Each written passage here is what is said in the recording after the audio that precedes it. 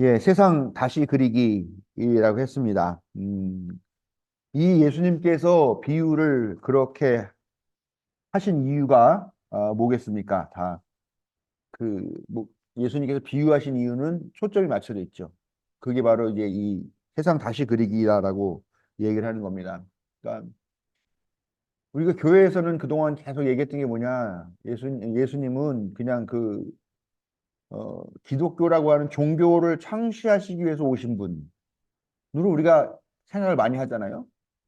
그러나 사실은 예수님이 그 이후에 그런 분으로 하나님의 아들이고 뭐 구세주라고 고백이 되었다 할지라도 어쨌건 예수님께서 이 세상에 오셔서 살아내셨던 그 30여 년의 삶은 그냥 우리와 다르지 않은, 그러면서도 어떻게 보면 우리보다 더 처절하고 치열한 삶을 살 수밖에 없는 그런 시대적 배경에 태어났다라는 거잖아요. 음, 그렇기 때문에 그 시절에 아무리 자기가 신의 아들이라고 하는 자각을 갖고 있다 하더라도 역시 그의 눈이 보게 될 수밖에 없는, 피할 수 없이 보게 되는 거는 역시 그 민중들의 삶일 수밖에 없고, 그렇다고 한다면은 과연 예수님께서 이 비유를 통해서 드러내시고자 했던 목표가 무엇인가? 그런 것도 생각해 봤을 때 예수님은 세상을 다시 그리고 싶었다라는 것을 생각할 수가 있다라는 겁니다. 예수님의 죽음, 제가 이렇게 요즘 이제 유튜브에서 나오는 쇼츠를 좀 보는데 거기에 어떤 그런 사람이 나오더라고요. 요즘 미국 사람인데 그 예수님의 탄생과 죽음과 부활은 역사적인 사실이다 뭐 이런 내용으로 막 그 거리 전도를 하는 사람인 것 같아요. 어떤 여자가 와가지고 그런 얘기를 합니다. 예수님의 부활 같은 것도 어떻게 증명되냐? 예수님이 죽었는데 어떻게 뭐 그런 부활했다라고 하는 그때 당시에 무슨 의료 기록이라도 있냐? 그런 거 갖고 와봐라 이렇게 얘기를 하죠. 나도 그 여자도 참 말도 안 되는 걸 질문한다고 생각해요. 짜고 친 것 같기도 하고. 이 사람이 얘기하죠. 그때가 무슨 의료 기록 같은 게 있었던 시대냐? 그리고 뭐 예수님의 죽음이라는 게 무슨 뭐 그런 의료 기록을 남기는 만한 그런 가치가 있는 고위 직에 있는 사람의 죽음도 아니었는데 뭐 이러면서 막 얘기를 하는데 그 예수님의 죽음 또 예수님의 부활 이런 것들은 일부는 역사적 사실이지만 또 일부는 또 신앙의 고백이라는 겁니다. 우리는 당연히 예수님의 죽음 또 삶과 죽음 그다음에 부활까지 다 믿고 있지만 그러나 부활이라고 하는 것에 대해서 생각하는 바는 다 다를 수 있다고 생각해요. 어떤 분들은 정말로 말 그대로 좀비가 일어나듯이 그 시신이 되살아나는 그런 것들을 생각했을 수도 있고, 뭐 예를 들면은 나사로 그 문둥병 걸린 나사로를 예수님께서 되살리는 경험을 하잖아요. 근데 그때 이 나사로가 죽은 지 사흘 나흘밖에 되지 않았는데 이때 벌써 시체 썩는 냄새가 난다고 얘기를 했다라는 거예요. 그럼 이 사람이 되살아났었을 때 그러면 그런 썩기 시작했던 그런 부위들도 다 회복이 됐느냐? 그거는 모른다는 거죠. 예수님께서 돌아가셨을 때 마찬가지 환경이었다라고 한다면 예수님의 부활이라고 하는 것이 갖고 있는 의미가 어떤 것인지에 대해서 생각하는 바는 다 다를 거라고 그래요. 사람마다 다. 저는 사실은 그런 육신의 부활은 저는 믿지는 않아요. 그런 방식에. 근데 교회에서는 뭐 영과 육과 몸과 뭐 이런 걸 뭐 나눠서 또 얘기하시는 분들도 있는데 저는 이런 육신, 이런 고기 덩어리의 부활이라고는 믿지 않고 성서도 사실은 그건 이야기하고 있지 않죠? 왜냐면은 예수님이 뭐 이렇게 닫혀져 있는 밀폐된 공간에도 들락날락거리고 했으니까 분명히 그 제자들이 경험한 그 몸은 이런 고기 덩어리의 육은 아니었을 거라는 거죠.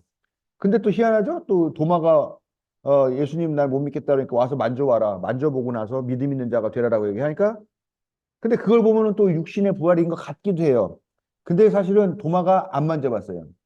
만져봤으면 알겠는데 만져보지는 않았기 때문에 그게 어떤 건지 잘 모른다는 거죠. 그러니까 예수님의 죽음이 그다음 죽음은 끝난다고 얘기하지 않죠. 우리는 항상 부활이라는 걸 얘기하는데 그런 부활이 어떤 것인지는 우리가 잘 알 수 없지만 그러나 확실한 것은 예수님이 죽었다라는 거죠.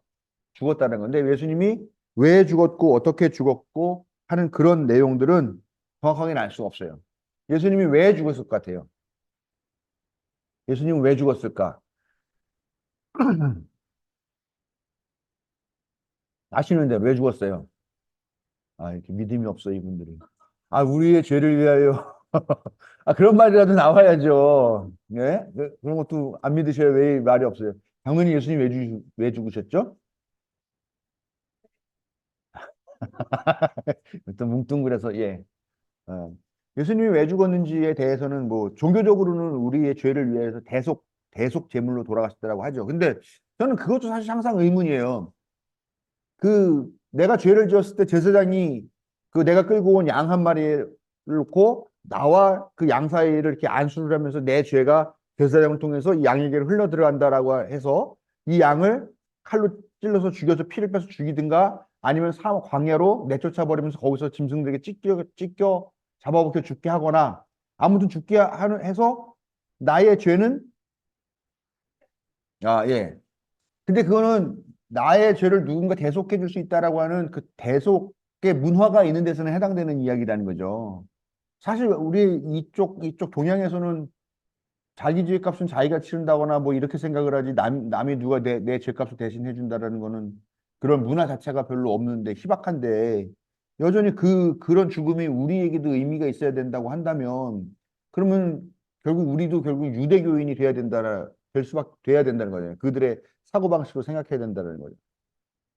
근데 이제 이게 약간 지금 기독교도 그렇고 다 유대교 방식으로 막 율법주의적으로 흘러가고 있잖아요. 그러니까 이제 그런 것들이 알게 모르게 우리한테 유대교주의의 그런 방식의 신앙 고백을 하도록 우리가 알게 모르게 강요받고 있었던 방식이 아니었나라는 저는 약간 거기에도 약간 음모론 같은 걸 갖고 있는데 네 아무튼 뭐 그렇게 기독교적으로는 종교적으로는 고백을 할 수가 있지만 역사적으로는 어떻게 돌아가셨느냐 뭐 정확하게 알 수가 없죠. 근데 성서에 나와 있는 이야기로만 볼 수가 있고 예수님의 이야기가 또 다른 역사가의 이야기에 아주 많이는 아니지만 조금씩 좀 나오는 부분들이 있어요. 뭐 그런 거를 여러 가지로 보면은 분명히 예수님은 형으로 돌아가셨다. 십자가형은 어떤 사람에게 주어진 형벌이냐? 뭐 잡범들한테는 안 하는 거예요. 잡범들 뭐 도둑질이나 하고 뭐 강도강간 뭐 살인 이 정도만 해도 그런 걸 안 시켜요. 이거는 본보기로 고통스럽고 처참하게 죽어가는 그 모습을 보여주기 위해서 본보기로 하는 게 십자가형인데 이거는 사형권이 누구에게 있었냐? 로마에게 있었어요. 이 사내들이라고 하는 이 유대교 제사장이 중심이 되는 이 유대인 공의회는 사람을 죽일 수 있는 사형권은 없거든요. 결국 로마에게 있는데 로마에서 사형을 시킬 때 그런 정치범들, 독립투사들 이런 사람들은 일벌백계 하기 위해서 처참하게 십자가형을 달리게 하는 거죠. 그러니까 예수님이 아무튼 뭐 그런 이유로 돌아가셨죠. 그런데 이제 우리는 종교적인 고백으로만 예수님의 죽음을 바라보니까 그 내용이 정확하지는 않은 건데 아무튼 예수님께서 하셨던 이런 비유, 어떤 말씀을 하셨고 어떤 행동을 하셨는가 하고 그다음에 그 당시 역사적인 상황이 어땠는가를 통해서 우리가 예수님이 어떻게 죽었는가 하는 것을 유추할 수가 있다는 거죠. 그리고 그런 내용인데요. 로마 제국이라는 나라 우리가 생각할 때 로마 제국 그러면은 뭐 어떻습니까? 이미지가 그 팍스 로마나라고 해서 로마가 평화를 갖고 왔다라고 하는 그런 서양의 어용 역사가들은 그런 식으로 그 로마의 역사를 풀지만 그렇지만 사실 로마에 의해서 식민지가 되어 있는 그런 땅, 로마에 의해서 정복당한 땅에 사는 사람들에게도 역시 로마가 평화를 갖다 준 세력이겠냐? 그건 아니라는 거죠.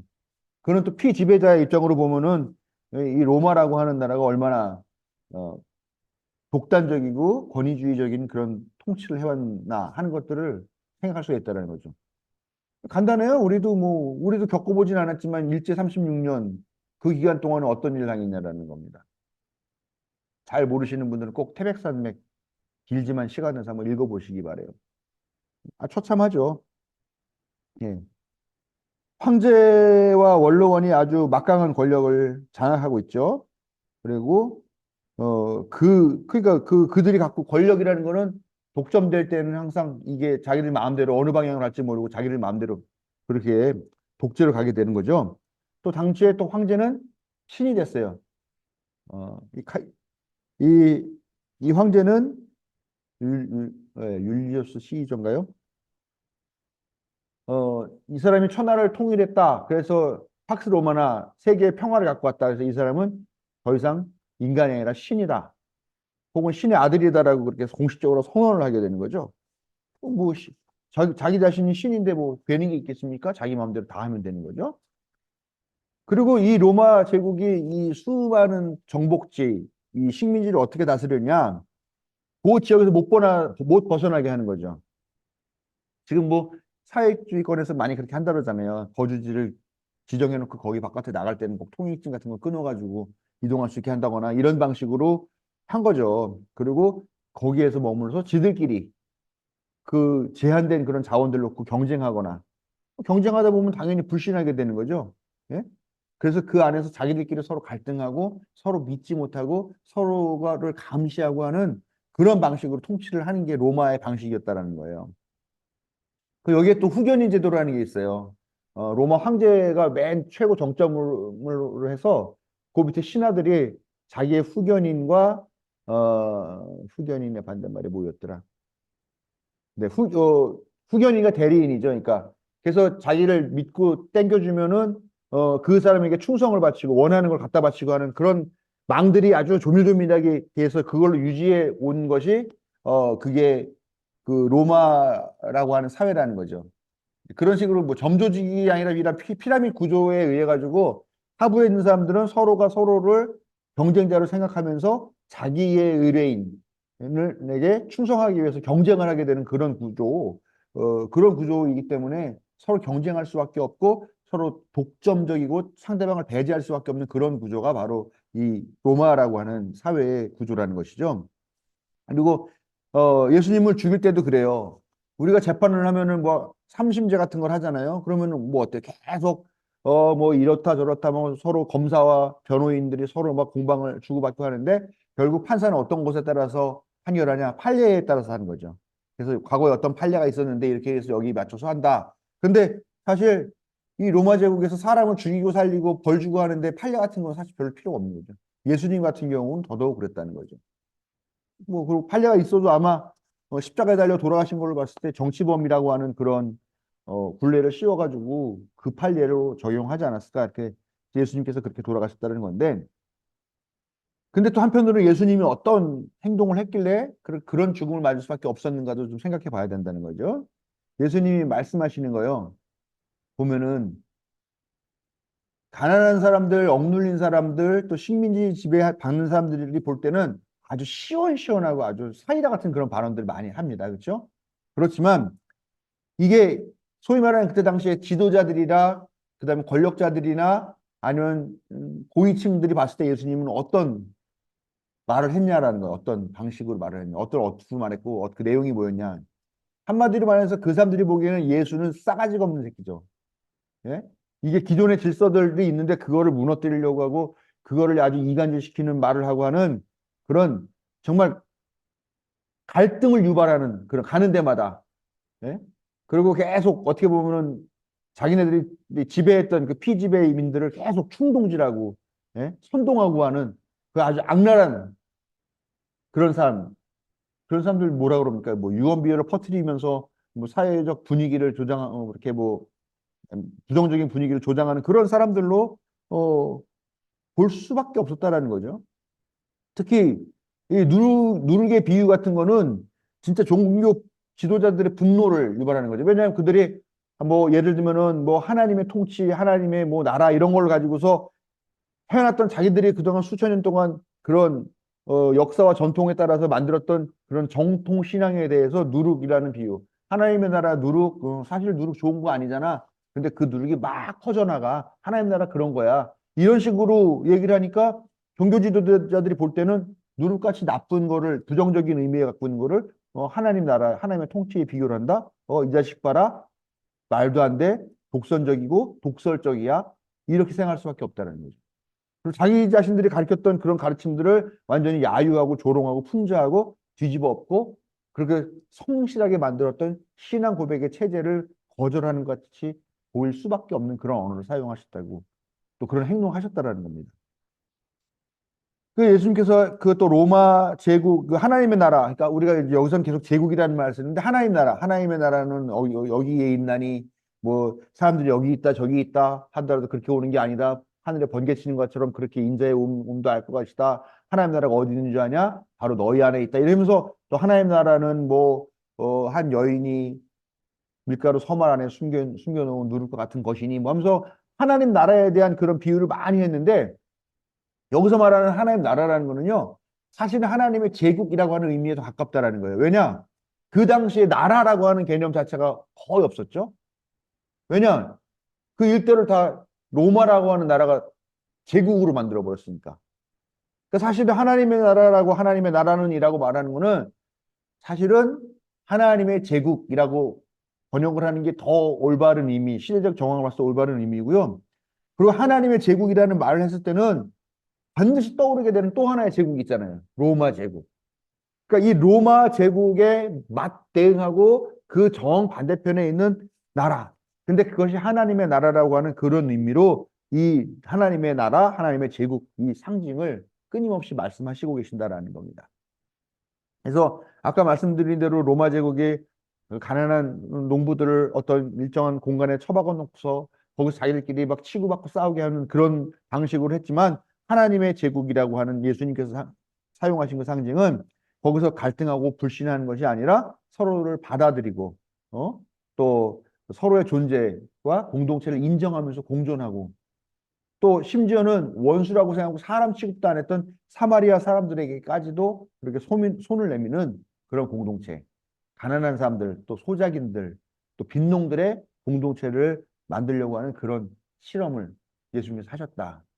그러니까 얼마나 이 로마 제국과 그 로마 제국의 하수인으로 어떤 권력을 부여받았던 그 헤롯 왕가나 또 그 또 헤롯 왕가와 또 부역하면서 또 거기에서 종교적인 축복을 약속해 주고 또 종교적으로 그 밀란이나 이런 것도 일어나지 않도록 계속 신앙의 힘으로 억누르고 있던 그런 이 종교 지도자들하고 얼마나 예수님이 눈에 가시 같았겠느냐.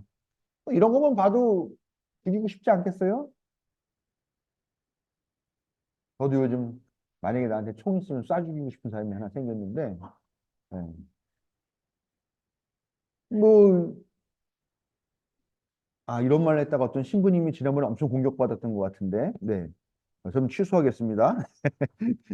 그러니까, 저 같은 소시민도 그런 생각을 갖는데, 이 권력 정말 맘만 먹으면 총 하나쯤면 쉽게 구할 수 있는 사람들이 한둘도 아니고 그 그룹, 그 다음에 이게 다 얽혀 설켜가지고 다 자기네가 공동체의 어떤 그런 권력과 이익이라고 생각하는 그 사람들이 봤을 때 예수라는 사람이 얼마나 죽이고 싶었겠냐라는 거예요.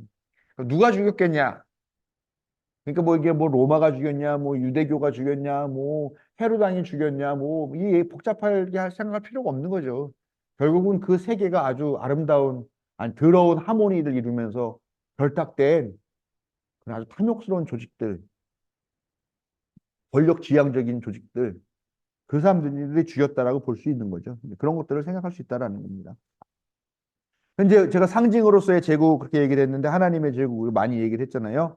어, 하나님의 제국은 예수님의 세상 다시 그리기에 가장 핵심적인 개념이에요.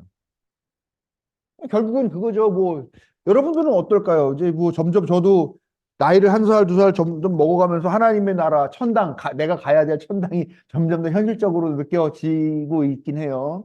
저는 사실 천당 같은 걸 안 믿었죠. 물론 지금도 믿지는 않습니다. 특히 그동안 교회 안에서 이야기해줘서 상상했던 그런 방식의 천국은 여전히 믿지는 않습니다. 근데 우리가 어쨌건 천당에 가고 이 천당에 있건 없건 일단 천당에 간다 그러면 거기도 역시 나라잖아요. 나라, 어떤 나라. 거기도 분명히 법과 규율이나 관습과 뭐 그런 게 있을 만한 그런 나라겠죠. 예를 들면은 하나님 나라에 가면은 뭐 흔히 교회에서 말하듯이 거기는 술도 없고 담배도 없고 또 여자를 상대로 하는 그런 못된 것도 없고 가난도 없고 병도 없고 막 이런 얘기를 하잖아요. 뭐 그러니까 그런 것들 그런 세상을 어떤 사람들은 그런 세상이라면 가고 싶지 않아 이렇게 얘기하는 사람도 있던데 네, 노래방도 없고 온갖 쾌락과 향락의 문화도 없고 그러니까 그런 데 가고 싶지 않아라고 얘기하는 사람도 많이 있는데 어찌됐건 그런 나라라는 거죠. 그런 세상이라는 것이죠. 그 예수님은 하나님의 제국이라는 나라를 이렇게 생각할 때, 그 나라가 어떤 모습을 갖고 있는 나라가 돼야 할 것인가에 대한 그런 생각들을 하신 거죠. 그러면서 그런 것들을 비유에 담아가지고 설명을 하신 겁니다. 예수님의 비유가 특별히 하나님 나라에 대한 하나님의 제국에 대한 비유가 특별히 많았다라는 겁니다. 그러니까 그 비유를 통해서 자기가 생각하는 하나님이 통치하신다고 볼 수 있는 그 나라는 어떤 모습일까에 대한 그런 고민들을 했다라는 건데, 예. 이게 어찌됐건 분명한 거는 그거예요. 로마 제국주의와는 반대된다. 로마 제국주의의 그 지금 그 나라의 모습은 그건 절대 하나님 나라가 아니야. 이거는 완전히 부정하면서 이거에 대안으로 내미는 것이 하나님의 제국이다. 근데 이런 것들이 이제 그러면 뭐냐? 명확하게 나와 있지는 않아요. 근데 이제 이 누가복음 17장 21절 보면 이런 얘기가 나와요. 하나님의 나라는 눈으로 볼 수 있는 모습으로 오지 않는다. 또 보아라 여기에 있다 또는 저기에 있다 하고 말할 수도 없다라고 얘기해요. 그러니까 이 말은 뭐냐? 하나님의 나라는 보이는 나라가 아니다. 근데 이거는 어떻게 보면 되게 뭔가 말장난 같은 느낌일 수 있지만 만약에 이 말씀이 로마 제국주의와 반대되는 하나님 나라라는 것을 상정하고 말씀하셨다라고 생각하면 아주 간단합니다. 로마라는 제국의 군사들이 아주 강력한 무기를 들고 줄을 맞춰갖고 그 나라가 이렇게 어떤 점령지로 들어오잖아요. 그러면 그 점령지는 자기의 나라는 없어지고 이제 로마라고 하는 그런 새로운 나라가 들어오게 되는 그런 점령군의 모습으로 들어오는 모습이죠. 네?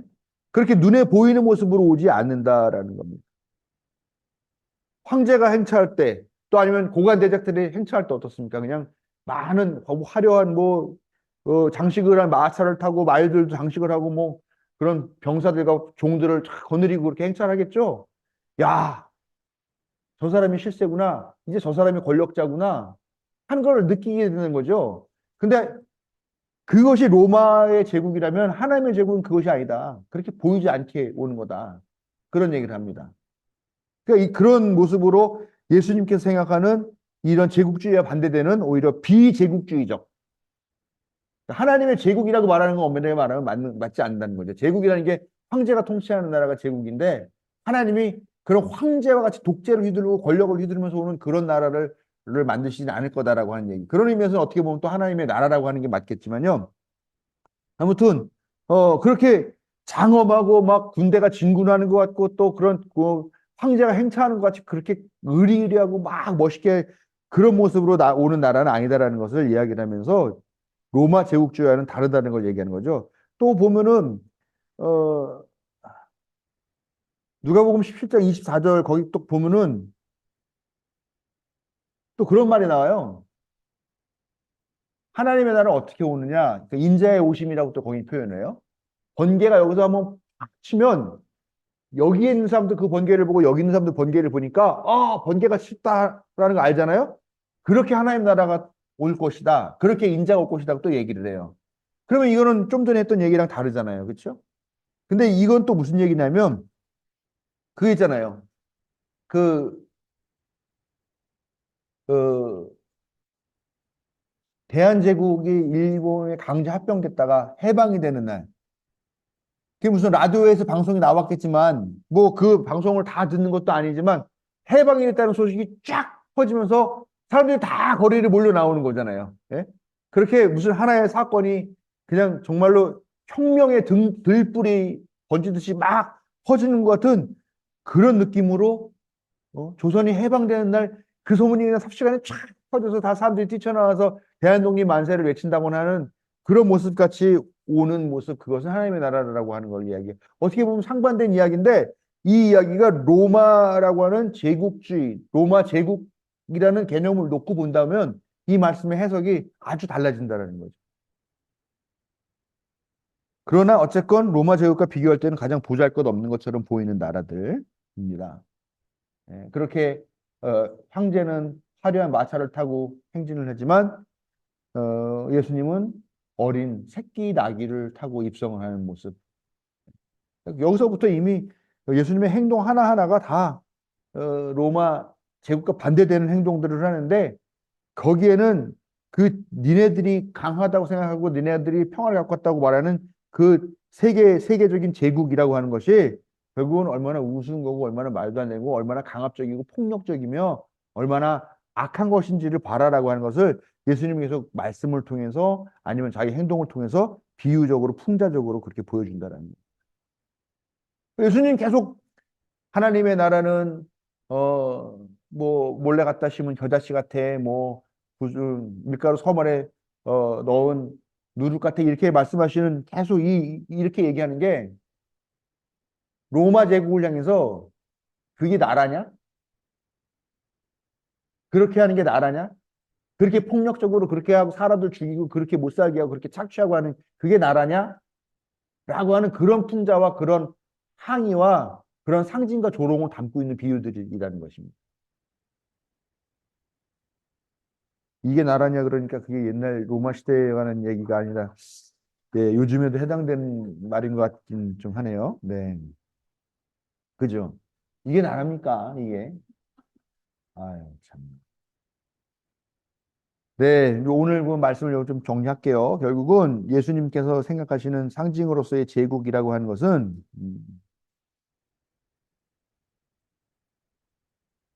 상상력을 통해서 세상을 새롭게 보고 공동체에 속한 사람들이 치유를 경험하고 불결한 사람들이 환영받고 또 하나님께서 여기 우리와 함께 존재하신다라는 것을 경험하는 그런 영역, 그런 테두리 아니면은 그런 어, 공동체를 창조하는 그런 역할, 그런 역할을 하는 것이 바로 하나님의 제국이다라고 볼 수 있다라는 겁니다. 여기까지 하겠습니다.